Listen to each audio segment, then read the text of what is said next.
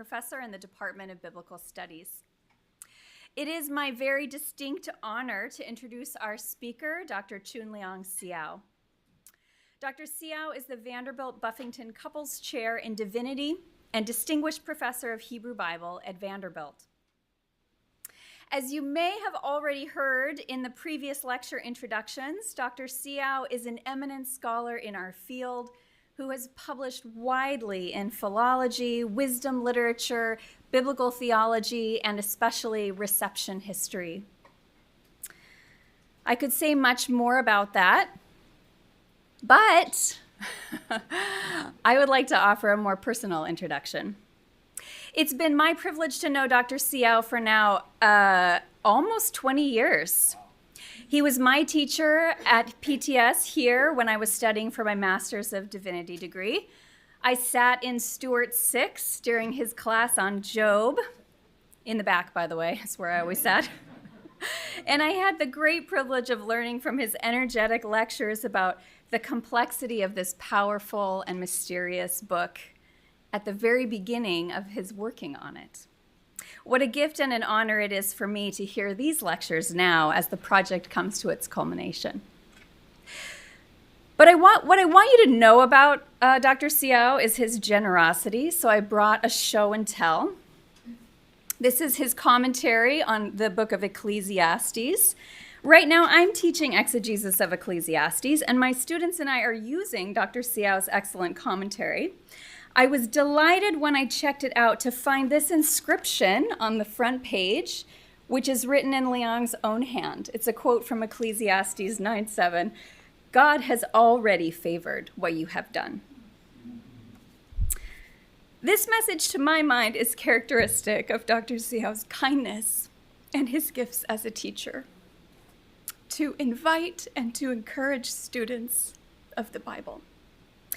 God has already, by the way, already is underlined in the inscription. I can show it to you later. God has already favored what you have done. Please join me in welcoming Dr. Seow.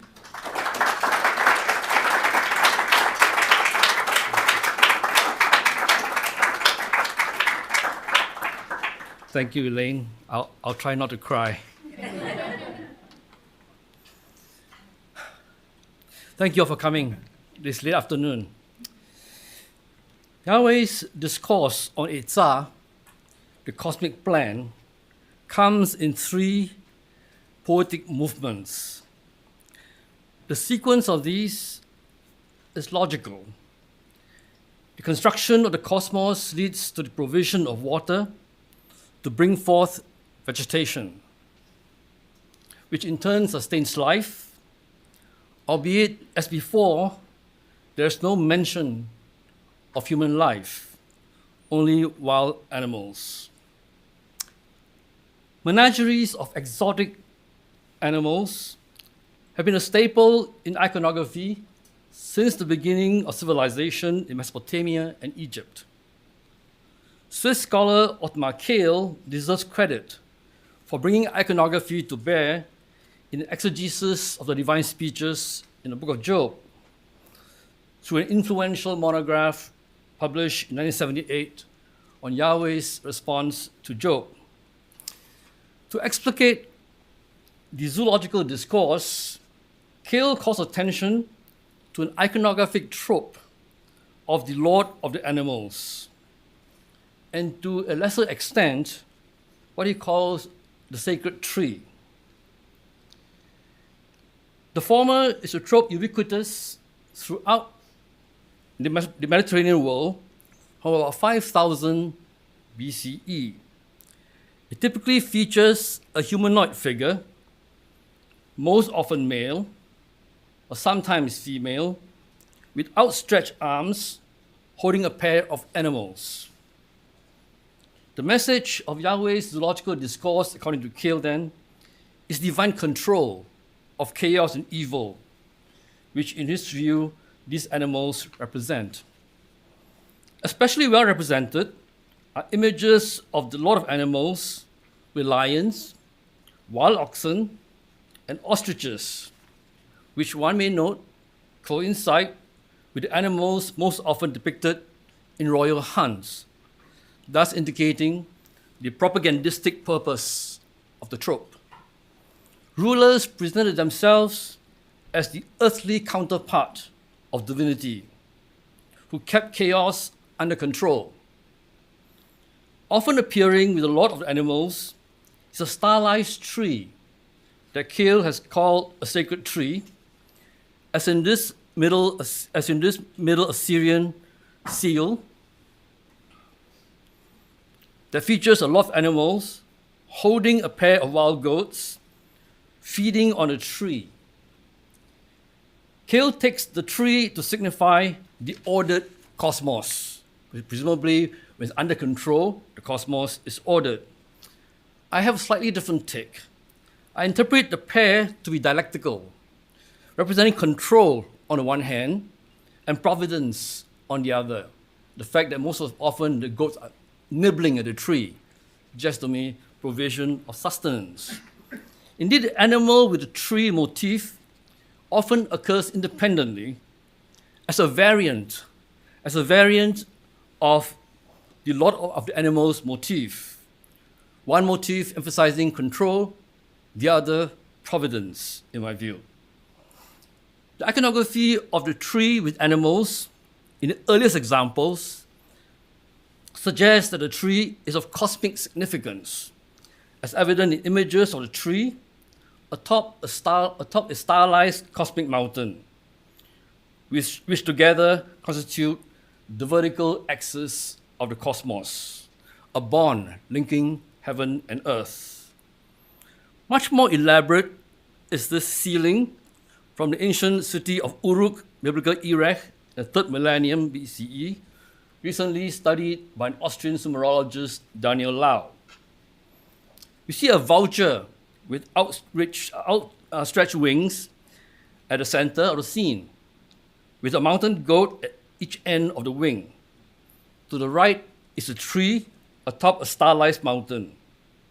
Wavy lines below the entire scene represents the subterranean waters, known in Sumerian as Abzu. Above it are stars or florets. Lau takes the florets to be similar to a Sumerian sign for An, word for heaven, and the leaves he takes to be Sumerian for Ki. So the entire thing is An-Ki, heaven and earth, in Lau's view. All these symbols are associated with the Sumerian temple, which was regarded as both a mountain and a tree. The temple is regarded as a mountain and a tree. It's the vertical axis of heaven and earth. It's a bond of heaven and earth. In its construction, as in Gudea, is described as the growth of a tree. Its roots is in the subterranean waters in the netherworld. Its top reaches the heaven like a tree, where the Anzu bird nested, and is visible to all the world. And its beneficence radiates to all the extremities of the world. This too was political, for kings regularly presented themselves as representing this cosmic tree. So here we have an example of a personified cosmic tree, with a goddess sitting with branches sticking out of her, providing beneficence for all the creatures of the world. Or we have this example of found in a fountain of Temple of Ashur in Assyria. Here we have the god Ashur, looking like a cosmic mountain. Notice the bottom, very similar to the cosmic mountain. See? So this god, I think, also represents the king. It's a cosmic mountain holding up branches, feeding the goats. And below there are two goddesses providing water. Obviously, it's propagandistic. So kings regularly presented themselves as such a cosmic tree. And we have this metaphor for kingship as well in the Bible, notably Ezekiel 31 and Daniel 4. The tree is representing the king, is visible far and wide, provides shade and shelter for all the creatures of the world, provides water as from a fountain or drenching dew, and provides sustenance for all the creatures of the universe. Obviously, a propagandistic motif. There's considerable debate among scholars regarding the integrity of this movement in Yahweh's speech, with a plethora of proposals, but no consensus regarding its structure or the precise number of animals. I contend that there are 7 stanzas, each focused on one animal or one type of animal. The number 7 is not incidental, for it signifies completeness. The first 2 stanzas, lion and wild goat, are often paired in iconography, one a predator, the other a prey. The next 2, the wild ass and the wild ox, are also a pair. These correspond to the domestic varieties that serve human interests in the city and in the countryside, respectively. The next stanzas feature an ostrich and a horse, both renowned for their speed on the ground. They are rivals as the fastest creatures on the ground.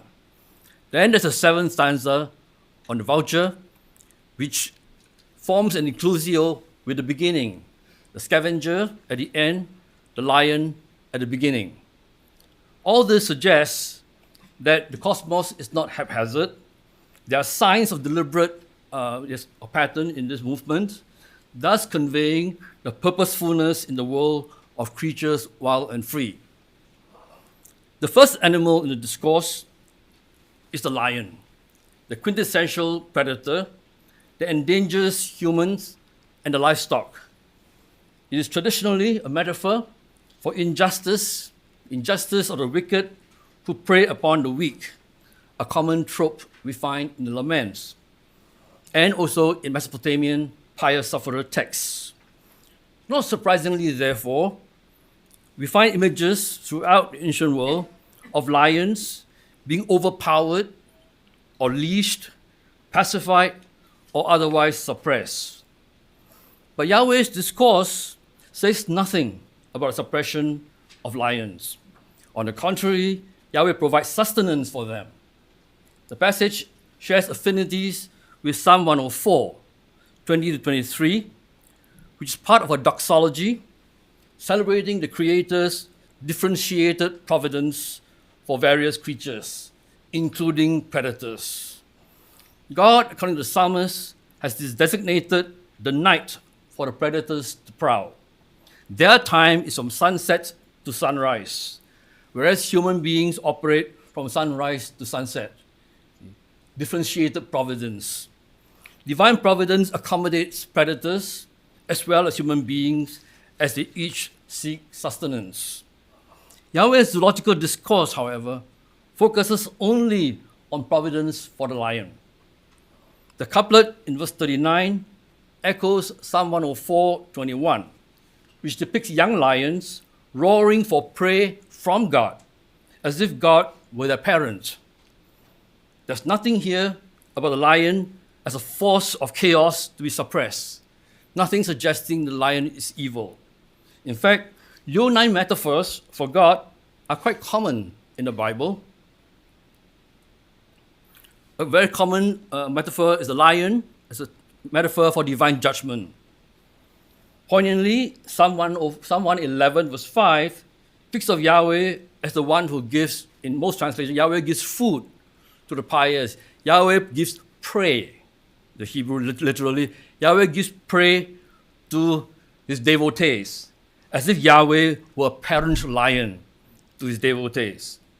Similarly, Hosea 11:10 says, "They shall follow Yahweh, who roars like a lion, and when he roars, his children shall come trembling." Yahweh as the parent lion. The term for lion's lair, me'onot, in verse 40a, echoes a designation for God's habitation, as a ma'on. It's in Jeremiah 25:30, Yahweh will roar from on high, his holy ma'on. God's ma'on is in heaven. Deuteronomy 26, verse 15, your holy ma'on is in heaven, a leonine metaphor of God. Similarly, the term for covert, verse 40b, echoes Psalm 76, verse 2, of Jerusalem as a leonine habitation of Yahweh. His covert, Sukkot, is in Salem. His lair is in Zion.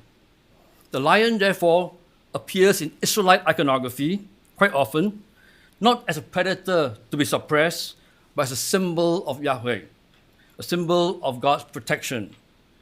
And we see this example, famous seal, the seal of Shema, servant of Jeroboam, found in C2 in Megiddo. This stanza challenges the human understanding of the lion as pernicious other.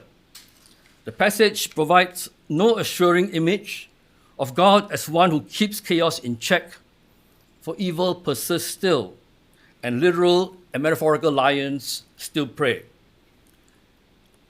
The image of God as a lion is a reminder of the awesome power and majesty of a God who cannot be tamed for the sake of human comfort. Humans like Job and his friends perceive lions only as malevolent predators to be violently suppressed. So 4:10-11, and Job makes the same point in 29:10. But Yahweh depicts the lion not as predatorial, but as a creature under divine care. The discourse on the lion is a response to Job, for Job has cast divine hostility against him as a leonine attack. Job has depicted God as a lion who hunted him, 10:16, and ripped him apart as if he were prey. Job's rhetoric draws on the traditional image of the lion as a metaphor for unjust predation. God to Job is like the wicked who prey on the innocent. And yet, Yahweh's response to Job suggests that Yahweh does not dissociate the deity from the metaphor of the lion. Yahweh does hunt like a lion, as Job has suggested. In fact, Yahweh hunts for the lion, on the lion's behalf, on behalf of the parent lion, in feeding the young. Contrary to Job's charge that God does not heed him when he cries, Yahweh insists Yahweh does heed the cry of hungry cubs. So Yahweh is responding, so this is not evil. This is a metaphor for Yahweh. The wild goats of the Bible belong to a subspecies the zoologists call the Nubian ibex. This stanza follows the one on lion, thus reversing the order in Psalm 104, which is the ibex, the mountain goat, and then the lion. So the mountain goats are presented throughout the Bible as wondrous survivors. They inhabit high mountains, so they hide in the crevices away from predators. So they live in dangerous circumstances, and yet they survive. So Othmar Kale, at this point, invokes the Lord of Animals motif of this Lord of Animals seizing wild goats in each hand, which to him represents the suppression of the demonic. But it's difficult to see how these animals, always depicted as vulnerable, are a threat to human survival. How are they to be suppressed?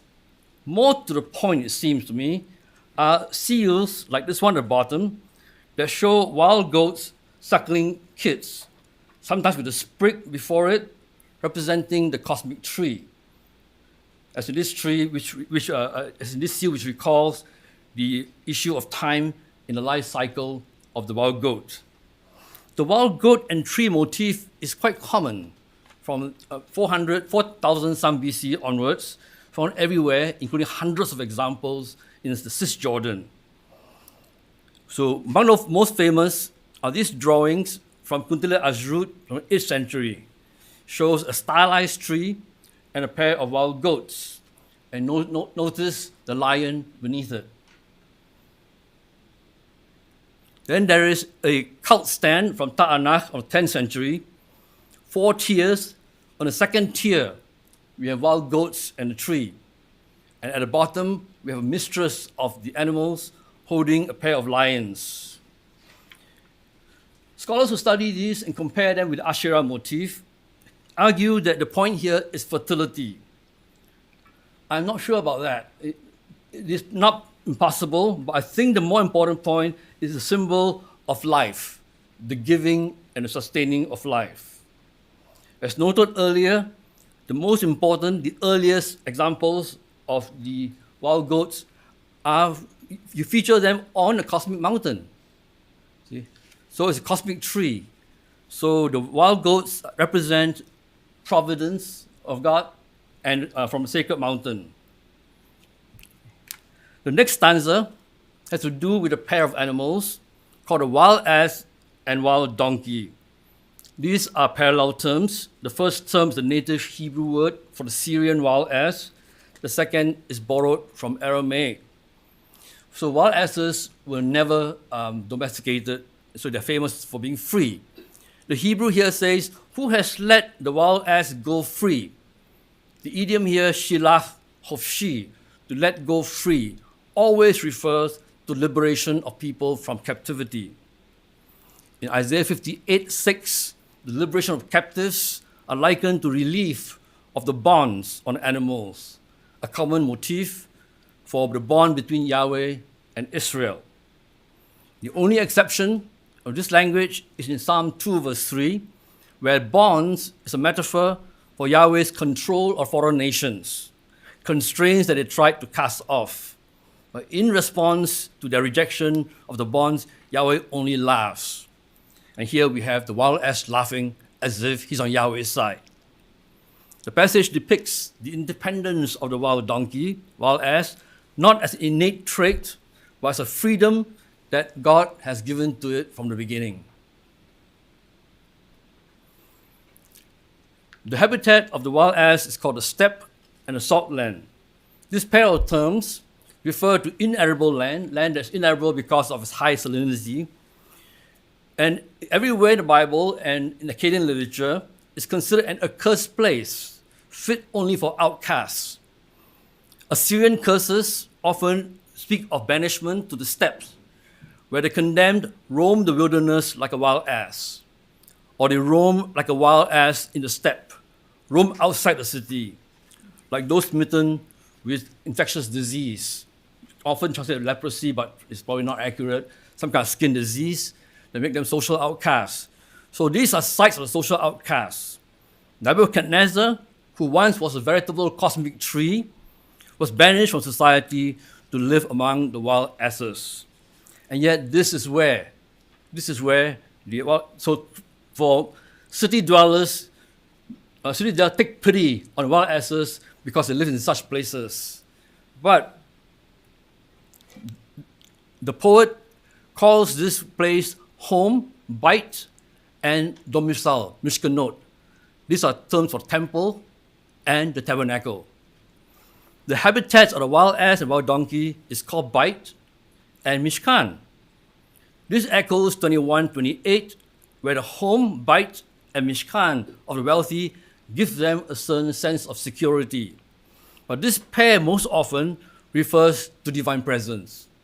So this step, which humans consider a curse, is a site of divine presence. The wild ass laughs at the commotion of the city. So to the ancient writers of the ancient world were all urban folks. And so they see the wild as pitiful sights. But the wild ass laughs at the city. So the city is supposed to be the center of order. Outside the city is chaos. But the wild ass will have none of that.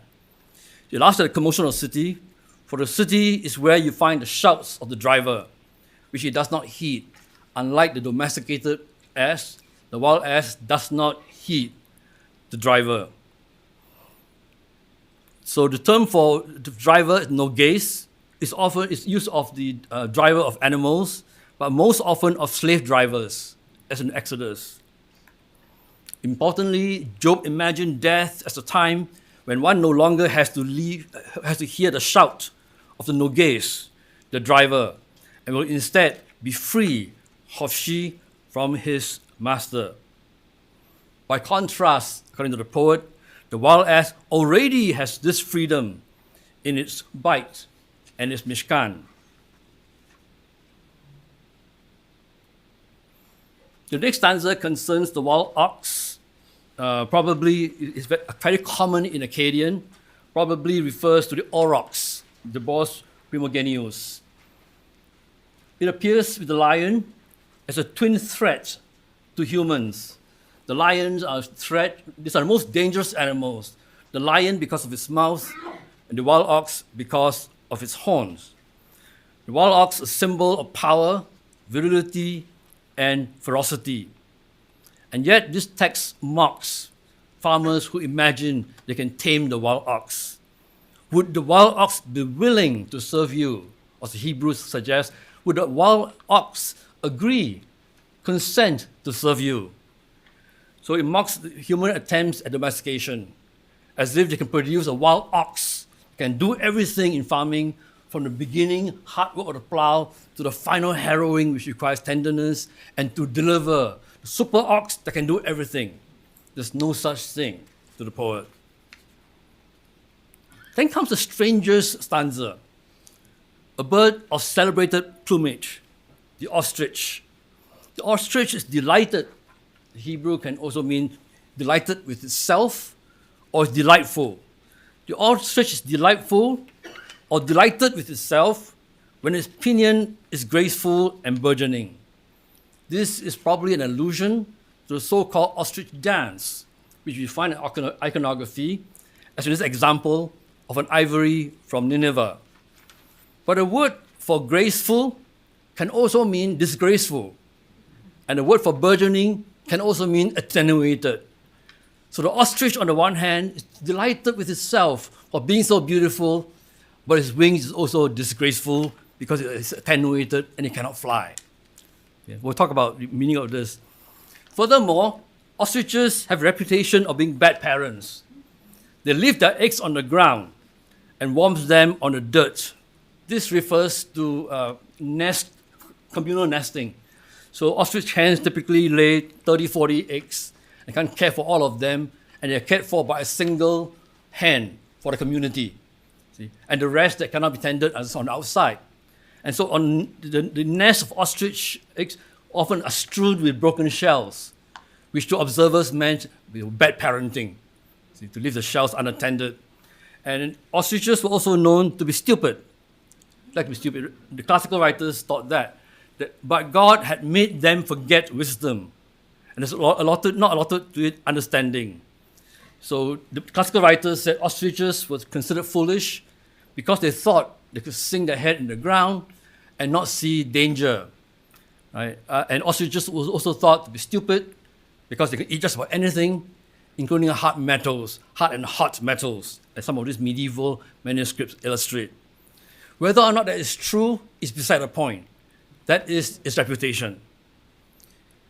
But the ostrich is also presented as defiant. When it loftily rears up for the ostrich kick, it laughs at a horse and its rider. And there are lots of images, but I love these two. One of them showing the ostrich fighting back when a hunter attacks it.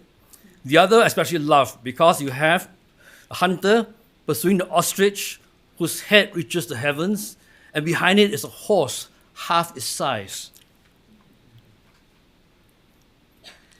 So along with the ostrich is another animal, the horse.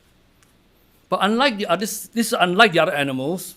It is not wild, though it is not domesticated either.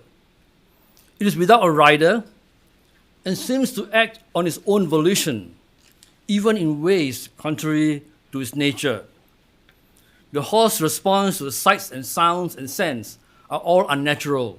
And a question who turned biblical scholar, who wrote a dissertation on horses, this suggests that all the description are contrary to what how horses behave.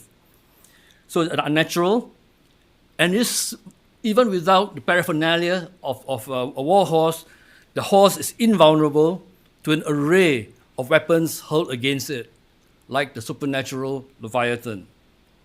Instead of being fearful, it is fearsome. The passage, in fact, is replete with terms that echo storm theophanies: might, fury, rage, majesty, terrible. These are all terms used of theophany, as if God is present when the horse is there. So this is not a description of an ordinary horse, not even a trained horse. It's a sublime warrior's horse. So horses generally are viewed negatively in the Bible. We have Deuteronomy 17. The king must not multiply horses for himself. David hamstrung all the chariot horses, but left enough for 100 chariots. Horses were an uncommon sight in Israel. Psalm 33:17, the war horse is a false hope for salvation. Psalm 147, God's delight is not in the strength of the horse. So given all this negative attitude towards the horse, it is surprising to find all horse figurines in Israel. There are over 800 horse figurines found, mostly in Judah of the 8th and 7th century, with a concentration in Jerusalem. Now, if horses were rare and adversely viewed, why are there all these horse figurines? These appear to be war horses, though most are without a rider. Some think that it represents the horse of an invisible divine warrior. These recall the epithets of divine warrior as celestial cloud rider, an epithet we find several times in the Bible. So this represents an invisibly deity riding a horse. Then the final stanza concerns two raptors. Is it by your understanding that the nates takes flight? Nates is often translated as falcon or hawk. It occurs only twice in the Bible. We know almost nothing about it except that it is unclean. So a recent study by Peter Altman, one of our alums, suggested that this may be a buzzard. And I think that's probably correct. I think it refers to the long-legged buzzard, which is very much like the eagle vulture in Egyptian art. The other creature, the other raptor, is much more familiar, nesher, though it is often translated as eagle. The nesher is a generic term for various unclean birds.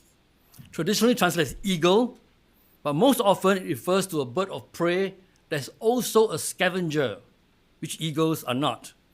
Micah 1:16 speaks of people who have their heads bald like the nesher, which doesn't refer to the bald eagle, since bald eagle is not bald, but piebald. So this bald vulture must be the vulture, specifically the leopard-faced vulture. The leopard-faced vulture is the biggest raptor in the region. It builds its nest in the crevices of tall mountains. It feeds on small mammals and carcasses. It's able to spot a mammal the size of a hair 4 miles away, and it's known for its speed. All these fit the taxonomy very well of the passage. The vulture is a metaphor in the Bible for terror and death, and so it's often paired with the lion in iconography, the predator and the scavenger. Especially intriguing is the one to the right, from Tel Ajul, near Gaza, that shows a lion with a vulture on top, with the mistress of animals trying to keep order, and sprigs, representing life. But vultures also are a symbol of renewal of life, on account of the molting of feathers. And so we read Isaiah 40:23, they shall renew their strength as vultures grow new plumes. Or Psalm 103 verse 5, so that your youth is renewed like vulture. Vulture, most importantly, are a symbol of divine maternal care. Psalm 19 verse 4, I carried you on vulture's wings. Or like a vulture who rouses its nestlings, spreads its wings and receives them and carries them. So you find this theme of the vulture as a divine maternal figure, which coincides with the Egyptian term for the vulture, mut, symbol of death, but also of life. In Egyptian iconography, the vulture represents protection of the king and of life in general. So interestingly, in the Bible, we find this vulture as a symbol of divine protection. The Psalms about the wings of God stretching out, hiding in the shadow of God's wings, those are vulture metaphors. And the vulture inhabits the crag, Selah, and the redoubt, Matsuda, the same pair of terms is used as metaphor for Yahweh's refuge. Yahweh as a refuge is a cellar and Matsuda. Most interestingly, Psalm 91, you who dwell in the shelter of the Most High, who lodge in the shadow of Shaddai. Shaddai's etymology for the mountain one. You who, right? I say to Yahweh, my refuge and my redoubt, my God in whom I trust. Surely he will rescue you from a fowler's trap and from a pernicious snare. With his pinions he will cover you. Beneath his wings you may take refuge. God's faithfulness is an encompassing shield. Yahweh's devotees are like chicks of the divine vulture, in whose protection they will be safe from the fowler's snare. It is a remarkable image that God is presented as a vulture, which in the Bible is clearly an unclean bird. So, let me in conclusion say first that the notion of the king, that contrary to the claim of, I think, Othmar Kill's claim, that the point of the passage is God's control of evil cannot be sustained. None of these animals is presented as evil.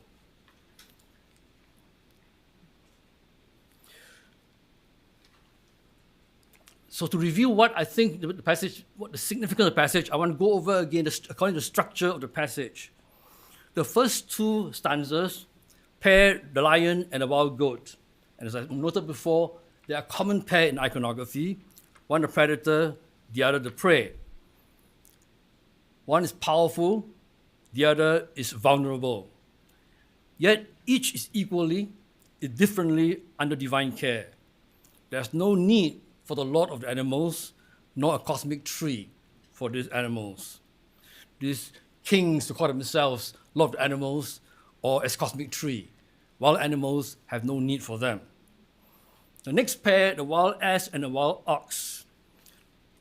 They are the wild counterparts of the domestic ass and the domestic ox, which serve interests of humans in the city, so the ass, or the arable countryside, so the ox. These stanzas highlight the human-centeredness underlying the domestication of wildlife. Wildlife is domesticated to serve human interests. But these animals are meant to be free, the poet insists, and it is indeed God who sets them free to inhabit space that human beings disdain as God-forsaken. But there we find the loci of divine presence.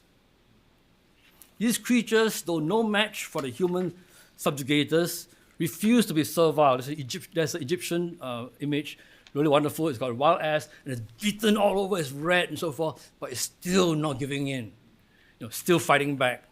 So the animals teach us something about dignity of freedom.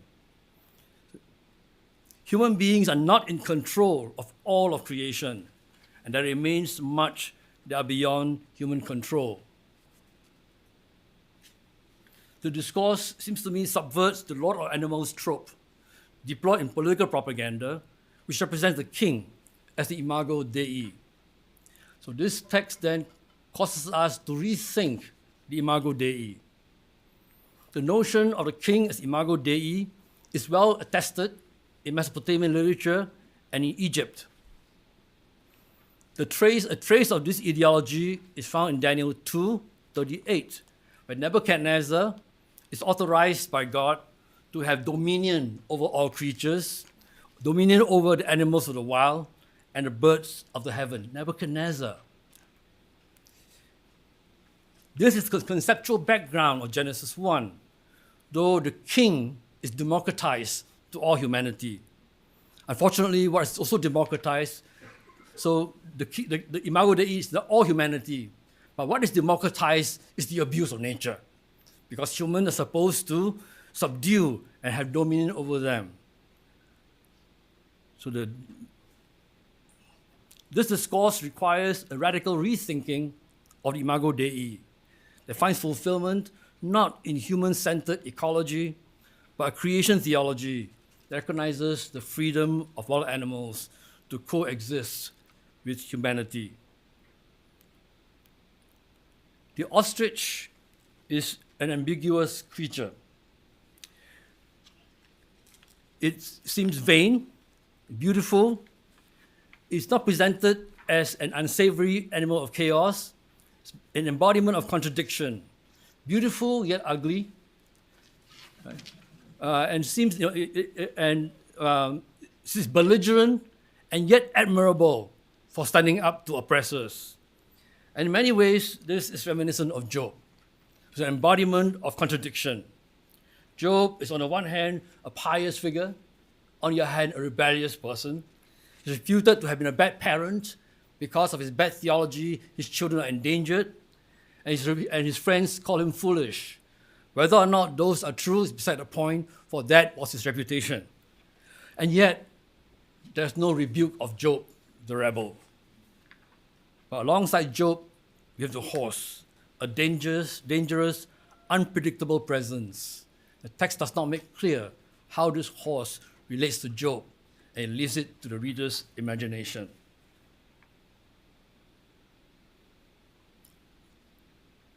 Finally comes the first and last stanza. The final stanza on the voucher forms an inclusio with the lion stanza. Just as the initial stanza ends with provision of prey to lion cubs, so the final stanza ends with voucher chicks devouring carrion. Just as the lion is not only a predator, but also a parent, so the vulture is not just a scavenger, but also a parent. The leonine metaphor for God most often conveys the ferocity of divine judgment, and hence those who follow God are depicted as cubs following their parent in trembling. Yet in the lion passage, as also in Psalm 104 and Psalm 115, the deity as a parent lion provides for needy cubs.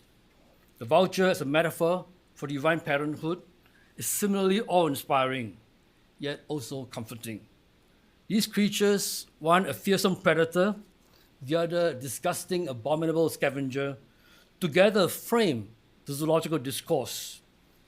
They suggest that the moral categories humans have of what is just and unjust, clean and unclean, beneficent and maleficent, are inadequate for characterizing wild animals, and are certainly inadequate for characterizing God. In their otherness, these wild creatures reflect something of the otherness of God. I cannot resist a postscript on the status of these animals. The lions have not been found in the Middle East since the 13th century. The wild goat, known as Capra ibex nubiana, has been officially listed as an endangered species, with fewer than 2,500 mature animals remaining of a dwindling population. The Syrian wild ass was last seen in 1927. The wild ox, the aurochs, became extinct in the Levant by 500 BCE. The last ostrich in the region was spotted in 1928. The final creature in the series, the leopard-faced vulture, that's seen in Israel, was regarded as extinct in 1950s. All these creatures have been driven to extinction by human understanding of the divine image that allows them to abuse nature. Fortunately, in March 2011, twice in Israel, they spotted the leopard-faced vulture. It was spotted twice with a wingspan of 10 feet, perhaps a sign of hope. This symbol of renewal of life, this metaphor of mystery of divine care, this wild creature whom the Joban poet presents as a lesson in the otherness of God, has returned, for now at least, perhaps a sign of hope as we radically rethink the metaphor of humanity as imago Dei. Thank you very much.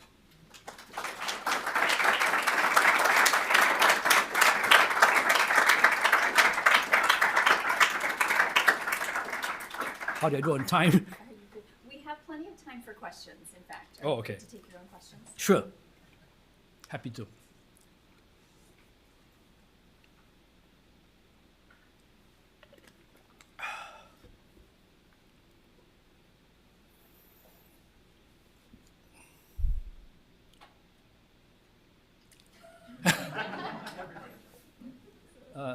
Lisa? I was just saying, so we should all be singing. So he will raise you up on vulture's wings? She will raise you up. Yeah, thank you. Yeah, so the Egyptian term is mother and death. So I'm interested in a wild domestic Yeah. so that's going on. So Yeah. if you could say more about that, but then also about the Imago Dei. So we're encouraged to give up something like divine rule, sovereignty, and take on Our rule. Right? yes, yeah. So what I want to argue, I thought we, So it's domesticity. Right. So it's right. So in the middle, I mean, in the inner stanza, we have this pair that represents the human-centeredness of domestication, right? And this pair precisely reflect the trope of the all animals and cosmic tree motif and Imago Dei. So I take that to mean we have to rethink Imago Dei. And what I want to argue is we rethink it from inside looking outside, from within looking outside to the vulture and lion and the otherness of God. But I thought that might be a bit too clever. Yeah, right. So yeah. So are the wild animals God's domesticated him? No, not at all. Not at all. No, that's the thing. They're left wild. This is a text where God let animals be, wherever they are, whatever they are, and that's a wonderful thing for us. You know, we're terrified of monsters and wild animals, but it's a text that lets the wild be wild. See, it's a zoo without cages. Yeah. So it's the larger point that Joe, within his limited framework, is asking questions, but he actually doesn't really understand the full picture. Right. But So why are you don't really, you should ask different questions. yeah. So throughout Job has basically, for humanity, it's unthinkable. The human being made in the image of God to be privileged has to suffer like that. And so often there are allusions to this idea of Imago Dei in 25, 26, and so forth. And God's answer to Job is, it's not all about you. Right? And I argued yesterday, human being is, as Martin Buber argued, whole cosmos is the justice of God. And we only know a justice from where we are. See? It's not the whole story. Right? As I argued in my first lecture with Terence Malick, the whole cosmos. See? And human life exists. It is not that's our life and insignificant and so forth. Is that in the larger scheme of things, of billions years of history, of tremendous cosmos, see, our understanding of justice has to be just very limited. It's not all of it. So this is the high point of the argument. We have to rethink what life is about. See, it's not, yes. Well, sorry, but where does justice enter into any of this? Not this one. I thought it was earlier. Earlier passage, right. There's no implication that Yes, there's correct. justice in the operation of the world. Correct. I was talking about Martin Buber's. I was reading Martin Buber's She'elat Doro essay, where he discusses justice of God with both speeches. And what if the Imago Dei is in fact the anthropos, who was the prototype for the high priest, and not an ordinary human being? Well, where do you get that? Yeah. So in Mesopotamia and elsewhere, it's always the king. In also Egyptian material. Yeah. So human beings take the place of responsibility, right, of being the reflex of God on earth, the responsibility of reflecting God's rule on earth in the most benevolent sense. But my argument is that the translation of 126 is such that it becomes abusive, subdue and dominate. And human understanding is that we can then press down all of other creatures because we are in charge. I think we had a question. Nathan, I think. Nathan. So a couple of things. One, these are presenting to us a certain Imago Dei, a certain image of who God is, yes? And insofar as this is a portrayal of a God who lets the wild ass be a wild ass, who lets the goat Right. be a wild Right. goat. Right. And then if So then, isn't there an argument to be made that if humans are made in the Imago Dei, we too should let them be? Yes, exactly. Yeah, that's my point. We coexist with them. Yeah. And then I'm curious about a hopeful rendering or a hopeful interpretation of the last verse that is on the handout relative to the vulture, and ticks devour blood, and wherever the slain are, there it is. Yeah. Insofar as, from an ecological perspective, the digestive tract of vultures and whatnot is unique insofar as they can consume Yeah. this and survive. Yeah. So there's a sense in which that which is slain then also provides nourishment for, it's not waste, Yeah. but participates in this larger ecology. Yeah. And it's, is it going too far to say that there's kind of blood everywhere in Job's life, and yet there is still hope? Yeah. That it, Well, that may be the case. I don't see that as the point that the text makes. So one of the reasons why I'm getting into this, because probably among the theological works on the book of Job, the most promising have been folks who try to work on ecology on this text. But much of it is really not informed by exegesis. So what I'm trying to do is to lift up the exegesis to help people who do eco-theology think about what to do with this passage. Yeah, so there's been quite a lot done, including Robert Gordis and others who talk about eco-theology, and a lot of theologians who do it, but without engaging the text with all its problems. So I'm trying to take that up and say, let's think together what it means to do eco-theology. At the back, yes. So can I pick up on that eco-theology question? The suggestion there that we let it be, in one sense, is to make a normative statement, but in the time of Anthropocene, the reality is, in many ecosystems, we can't let it be because the impact is already such that species are going extinct. So my question is then, what is our response in those contexts? What? Well, and then you finish with a set of extinctions. So we now live with ecosystems where we can't just let it be because actually our involvement already is such that we've set underway a set of extinction processes. So my question is here then, what becomes a normative ethic for us if we're not Imago Dei and we can't just let things be, because that would be, then how do we respond ethically into those situations? Yeah. So it's not my purpose to give all the prescription. I'm trying to do exegesis and have other people take it beyond me, right? So I'm trying to stick to the text. And the text ends terrifyingly.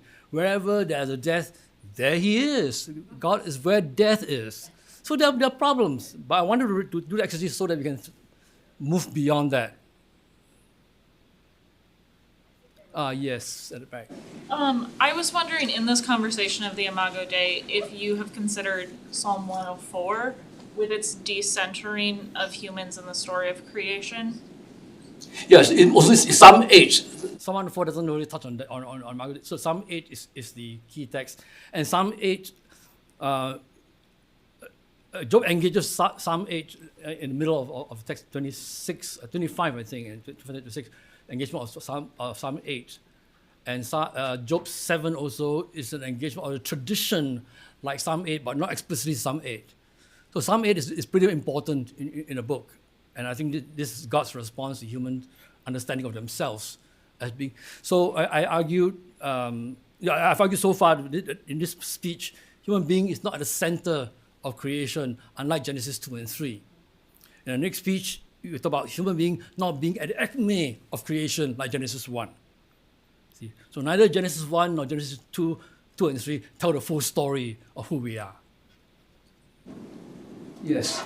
Donna, Elijah. I'm not going to ask you to be an ethicist. I think it is really remarkable, not that we haven't thought, all of us have thought about how much we center human beings in creation.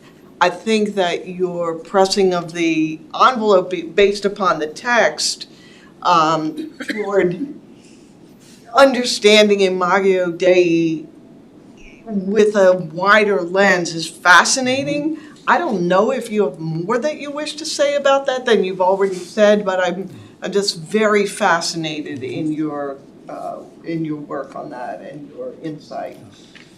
So overwhelmingly, the Bible theology is human-centered. Rain is about us, either blessings or punishment for us. Everything is about us. And I think what this Yahweh features make clear, it's not about us. Because if it's all about us, then the problem of justice is a severe problem. Yeah, so justice is not an issue. Just in this text, as I argued, this has to do with divine governance. To Alan's point, when Job is the question of Etzah, his evidence is the lack of justice in the world in chapter 12. See? So Yahweh's argument in this first part is the first concern of Job, namely God's governance of the cosmos. The next speech will be addressing especially the question of justice. Thank you. Okay. Dr. Seow,